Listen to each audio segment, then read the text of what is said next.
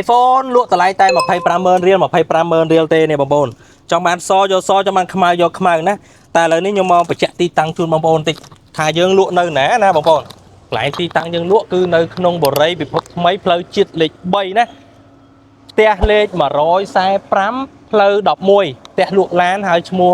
ដាក់ថា Auto នេះអញ្ចឹងបងប្អូនមកដល់កន្លែងលក់ឡានហ្នឹងបងប្អូនមកសួរក្រុមការងារមកថាបងខ្ញុំចង់មកទិញទូរស័ព្ទគាត់នឹងប្រាប់បងប្អូនអីថាទិញនៅណាហើយយើងលក់នៅខាងក្នុងហ្នឹងឯងអត់ពិបាករកទេអញ្ចឹងបងប្អូនដែលចង់ទិញបាទយើងមានទីតាំងច្បាស់លាស់ហើយទូរស័ព្ទរបស់យើងមានច្រើនណាស់បាទហើយទូរស័ព្ទបងប្អូនយកទៅបាទយកទៅប្រើណាមានបញ្ហាយើងដូរថ្មីជូនអត់ពិបាកទេធានាមួយសប្តាហ៍ពេញតែម្ដងអត់មានយកមកជួសជុលទេព្រោះដោយសារអវ៉ាន់យើងមានច្រើនណាមិនមែនមានតែប៉ុណ្្នឹងទេ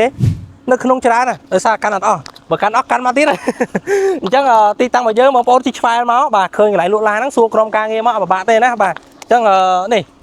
យើងមកដល់នេះកន្លែងប៉ារ៉ូទល់មកកន្លែងប៉ារ៉ូហ្នឹងតែម្ដងអញ្ចឹងអត់ពិបាកទេណាបងប្អូនអញ្ចឹងចង់បានទិញទូរស័ព្ទតម្លៃ25000យកទៅប្រើទៅនេះមានច្រើនណាបាទមក